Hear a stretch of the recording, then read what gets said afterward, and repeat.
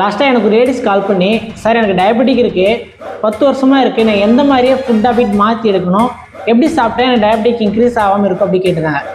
நீங்கள் உணவு சாப்பிட்றீங்க அப்படின்னா ஃபஸ்ட்டு நீங்கள் என்ன சாப்பிடணும் அப்படின்னா கார்ப்ஸ் எடுக்கவே கூடாது. நிறைய பேர் பண்ணுற மிஸ்டேக் அதுதான். நீங்கள் எடுத்துமே ஃபஸ்ட்டு கார்ப்ஸ் தான் சாப்பிட்றீங்க. அதுக்கு பதில் நீங்கள் எப்படி சாப்பிடணும் அப்படின்னா ஃபஸ்ட்டே எடுத்தும் ஃபைபர் உணவு தான் நீங்கள் எடுத்துக்கணும். ஃபைபர், ப்ரோட்டீன், கார்ப்ஸ் இந்த ஃபார்மேட்டில் நீங்கள் ஃபாலோ பண்ணும்போது தான் உங்கள் டயபெட்டிக் ஃபாஸ்ட்டாக இன்க்ரீஸ் ஆகுது. நீங்கள் எடுத்து ரைஸ் சாப்பிட்டீங்க அப்படின்னா அது உடனே நம்ம பிளட்டில் ஆட் ஆகி ஃபாஸ்ட்டாக சுகரை இன்க்ரீஸ் பண்ணும்.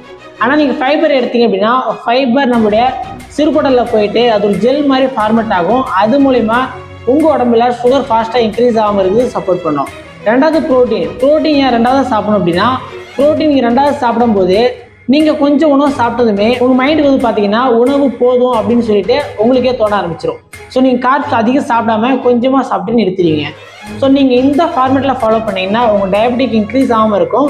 ப்ளஸ் நீங்கள் வெயிட் லாஸ் பண்ணணும்னு நினச்சிங்கனாலும் இதே ஃபார்மேட் ஃபாலோ பண்ணுங்கள்.